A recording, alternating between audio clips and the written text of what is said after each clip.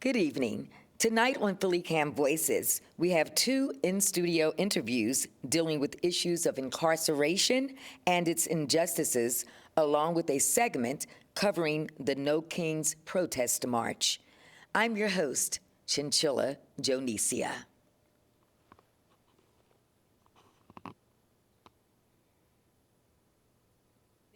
This one.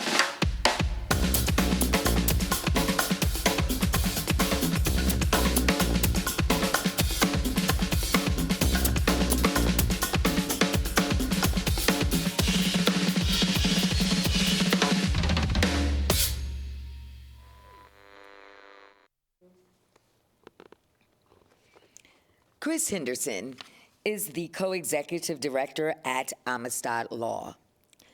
They are a movement lawyer, a co-founder of Amistad, and a co-founding member of the Coalition to Abolish Death by Incarceration, also known by CADB, and they are here to talk to us about the work of Amistad Law.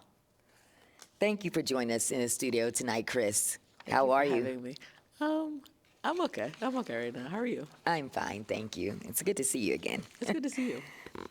Could you please tell us about Amistad Law, what kind of work you do, and in regards to mass incarceration, and what is the inspiration and motivation for this work? We do a combination of legal work, advocacy, and organizing, broadly trying to get people out of prison, but trying to end mass incarceration in Pennsylvania.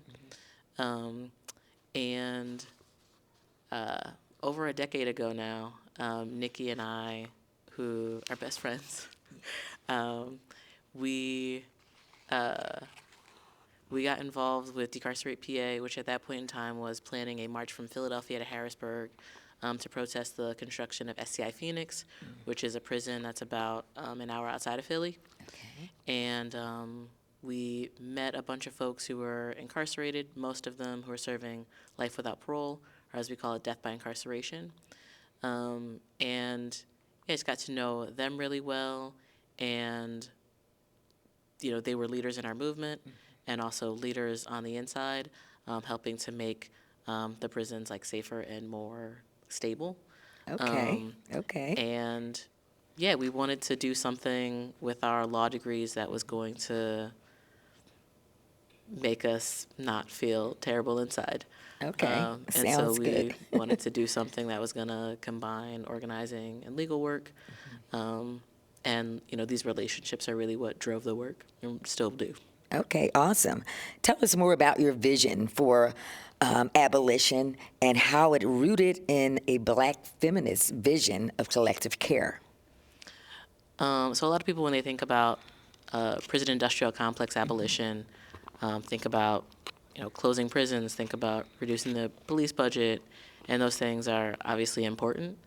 But beyond an end to carcerality, abolition really requires an end to violence, which obviously includes the violence of the state through things like prisons and police, but also has to be grounded in the reality of our communities and our community members not being properly resourced and not having the things they need.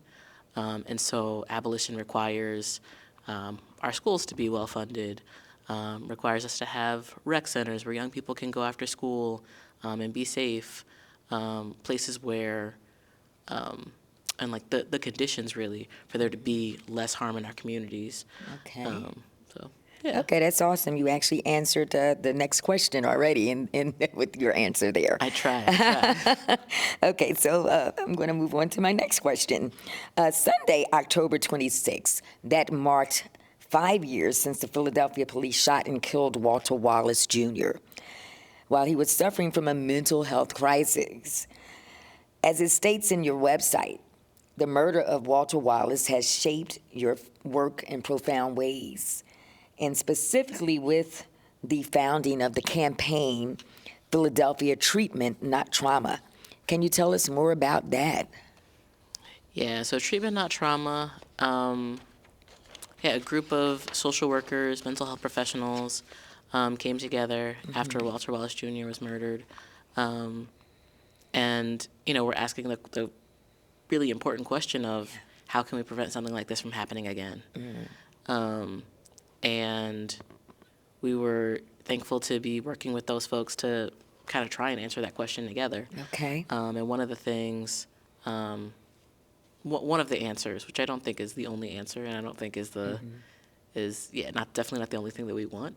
Okay. But one of them is to have mobile crisis units, which can respond to mental health and behavioral health crises without police. Yes. Because we do believe that if a mobile crisis team had gone to Walter Wallace Jr.'s house that day, that he would still be alive. Yes. And so what we actually need are many more resources for mobile crisis units so that you can call 911 anywhere in the city if you or a loved one is in crisis, and actually have a team show up to your house or show up to wherever you are pretty quickly, which is not what happens right now.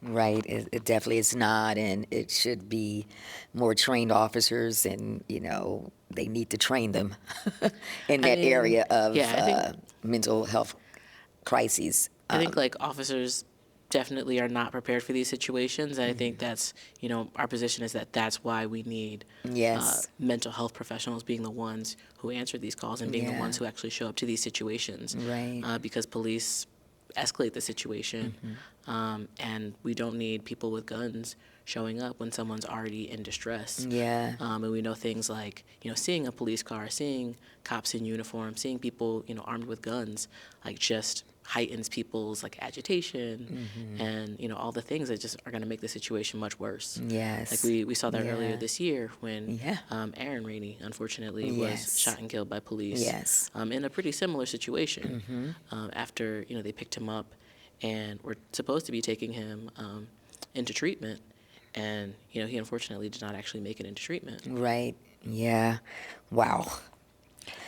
My next question, and I have one more after this one, but I want to talk about the Healing Justice Fair at the Tiffany Fletcher Recreation Center that brought together restorative justice organizers across Philadelphia and as well as wellness practitioners. Want to talk about that? Tell us a little bit about that. Yeah, definitely. So this was the first one that we've had, but we did decide to make it an annual event. Okay. Spoiler alert. And we had been talking to Aaron Rainey's mom about the things she needed, trying to heal from her son's, sudden murder. And one of the things she talked about was wanting there to be spaces where she could get healing, where she could meet people who were in similar situations and going through the same sorts of things. And so we were like, what if we had some kind of fair where we had different practitioners come together and they could offer their services.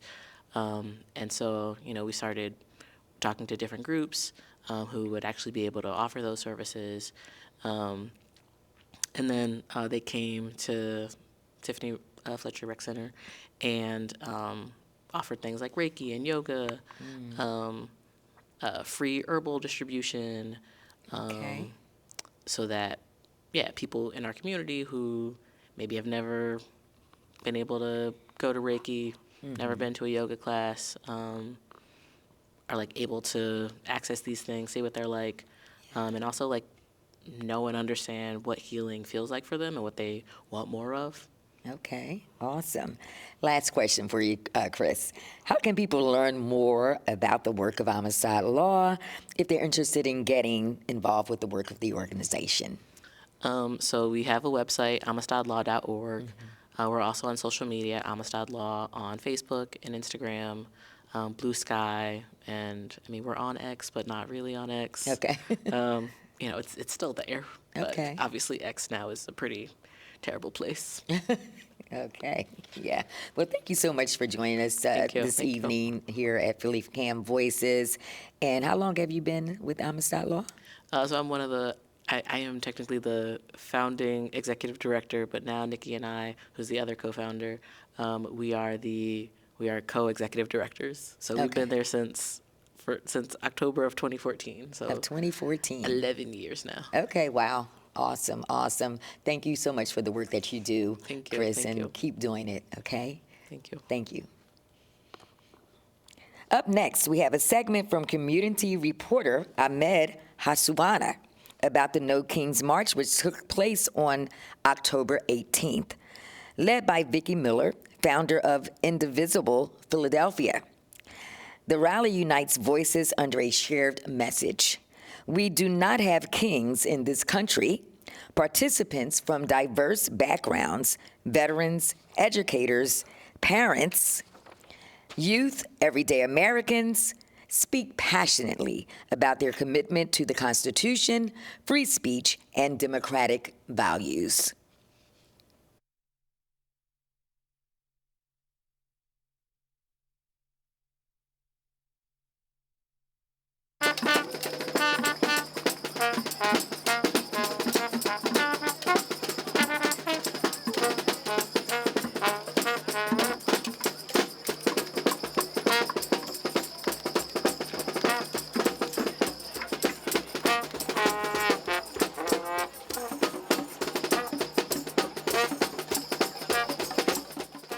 My name is Vicki Miller, and I'm the group leader of Indivisible Philadelphia. Today, we are having our No Kings protest rally. This is to say that we do not have kings in this country. Our Constitution provides that we, the people, are the leaders of this country. And we are going to show that today, and we are pushing back against attempted authoritarian takeover of this country and our democracy. Hey, no fear! Immigrants are welcome here! Immigrants are welcome here! This is my second time in Philadelphia. I did go to D.C. for one, but I'm back here in Philadelphia because the National Guard is not here yet. And I think all of us want to come together and say that this is wrong, what's happening right now in our country. Where's these millions of people? I'm looking for millions of people. Where are they? This is my second No Kings rally. I'm a professional interpreter, a father of the Constitution, James Madison, fervent patriot, and I think the sign says it all. I feel it is my duty as a true American patriot to come and help tell the story, give inspiration and information to my fellow citizens about what I believe true American patriotism is all about. You have to exercise the rights that they're trying to take away from you. If we're going to have free speech, we have to show up in mass and show that. Donald Trump is dismantling our country. He's stealing people, kidnapping people, putting them away. He's raising prices on everything, and wages are lowered. He's doing everything he can do to make this country worse for every single person.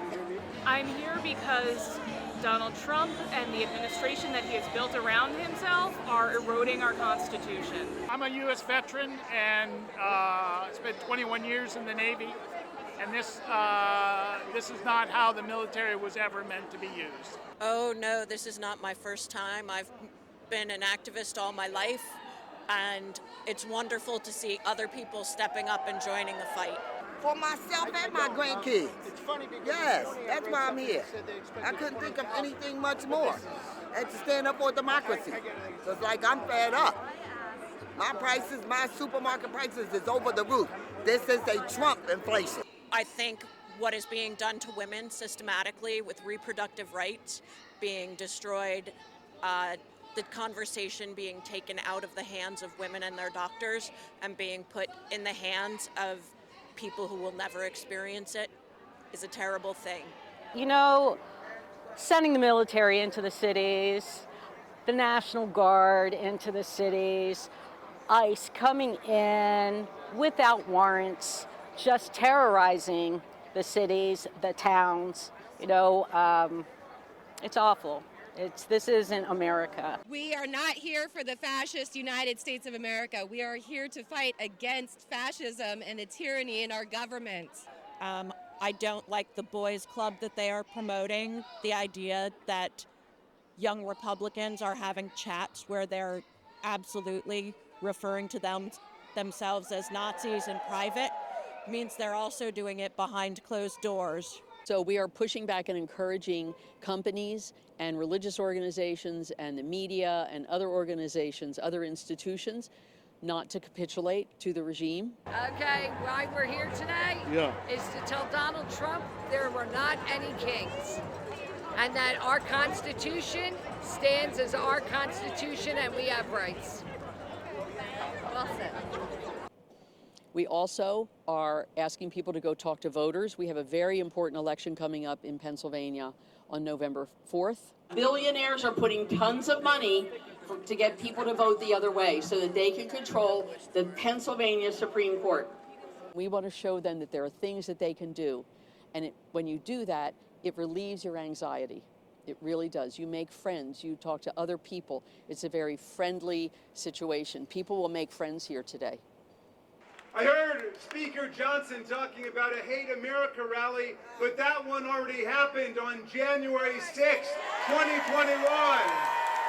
So we say to Speaker Johnson, stop slandering our joyful, nonviolent democracy movement and stop projecting your shame and guilt on us.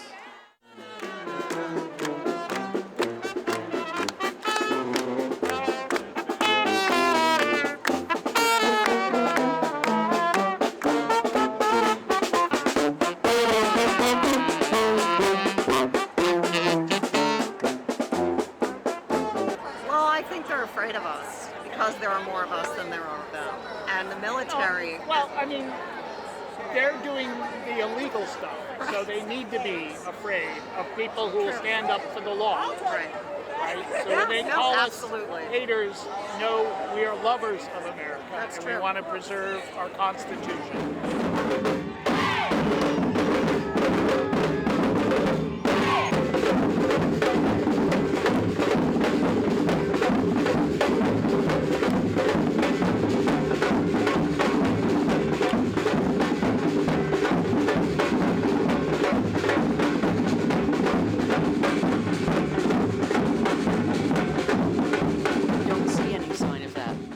Any kind of burnout. In fact, people are more upset and they are more anxious and they want to come out more than ever. There's always going to be people here.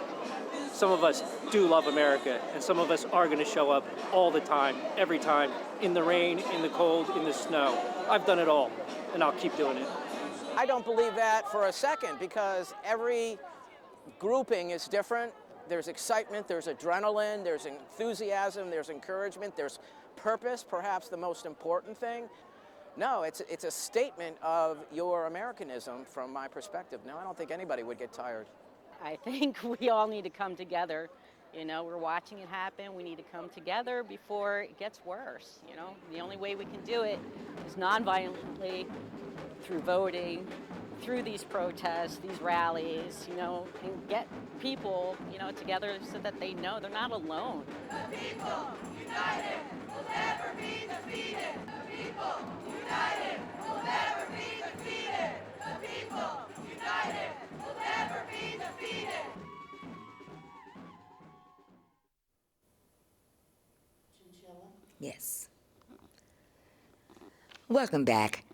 Now we're having a discussion tonight with Demetrios Stakias, and we're going to be discussing the facts and stats concerning tomorrow's election and the run for Philadelphia DA, that is District Attorney.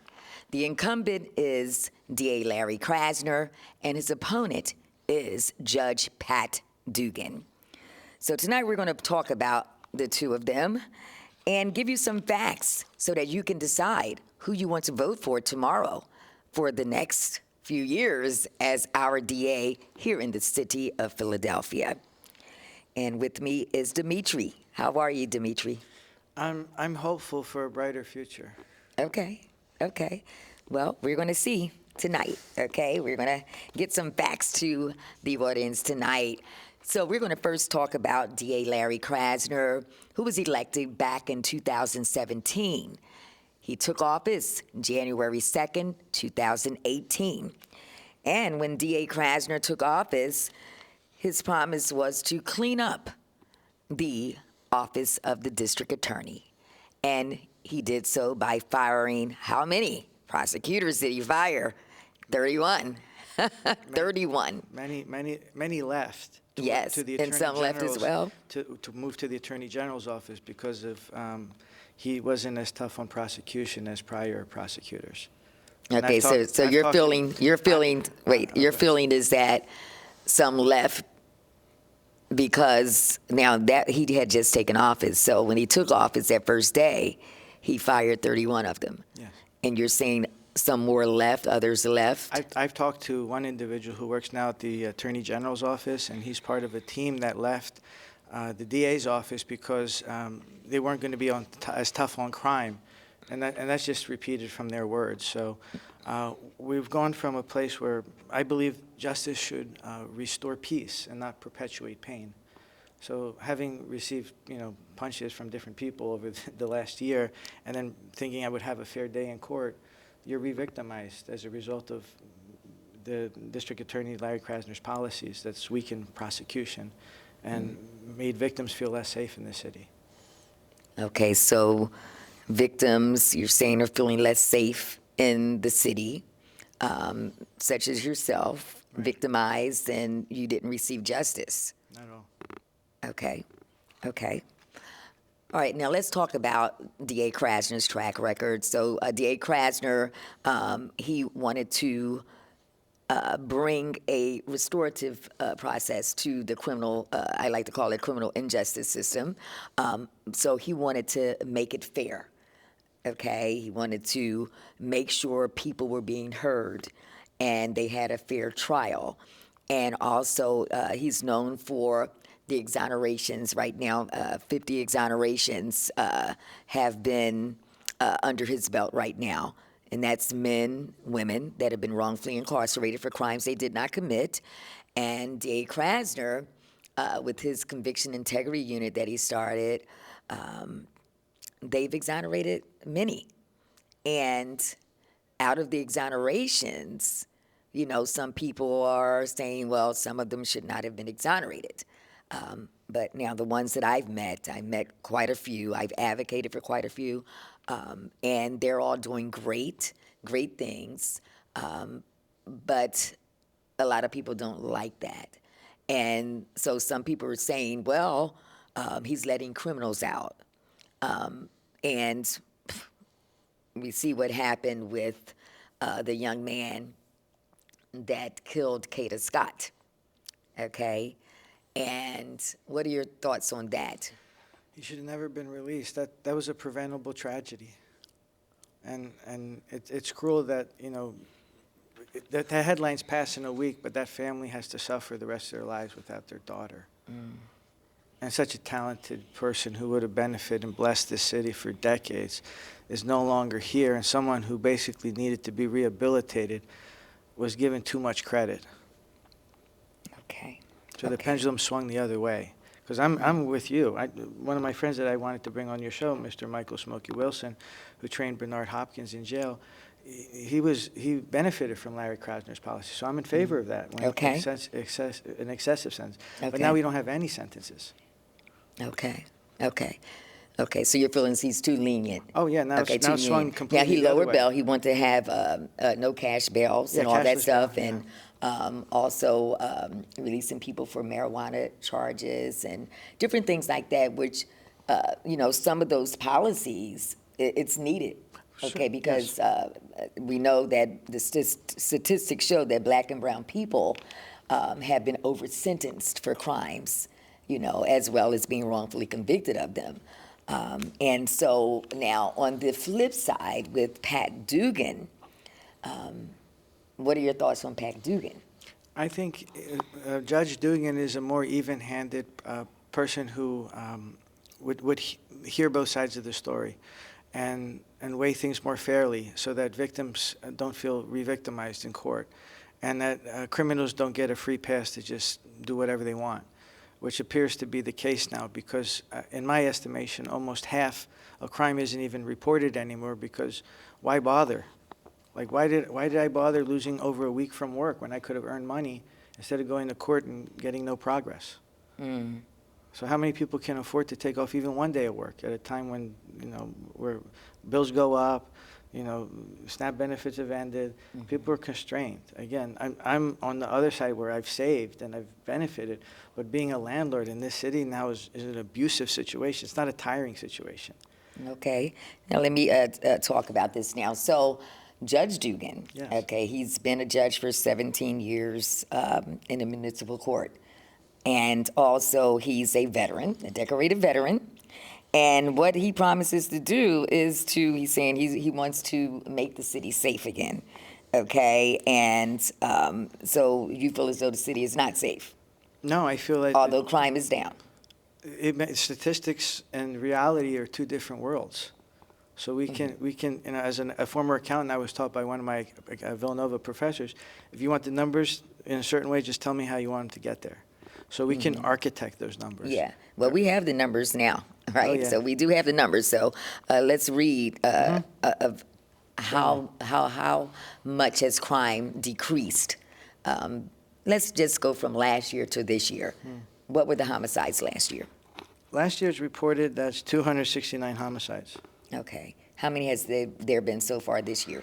This year it's so far trending less, but there was a time when early in his tenure that it went up to a record of 514 in 22. Okay. So things have been made to lower violent crime, but when it's again, when someone's being punched to the face, and the assistant district attorney says, "Oh, well, you didn't bleed," or "How do we know how hard your damages were?" Okay. You feel like gaslit. Okay. All right, everybody. So there you have it. Pat Dugan is the opponent of the race for DA against incumbent Larry Krasner, who's been in office for 2 terms and going for his 3rd term tomorrow in hopes that he wins again. And he wants to continue to clean up Philadelphia, the crime in Philadelphia, as he says, and to continue to decrease homicides and violence. And Pat Dugan vows to do the same. So you choose who you want to vote for tomorrow on Election Day. The polls open at 7 a.m. and close at 8 p.m. You can find your polling place by going to pavote.gov. Thank you for tuning in to this episode of PhillyCAM Voices, and thank you, Demetrios, for being a guest tonight. You can also watch our show on YouTube and Roku, and also follow us at PhillyCAM on Facebook and Instagram. Until next time, have a great evening and a great month. See you next time.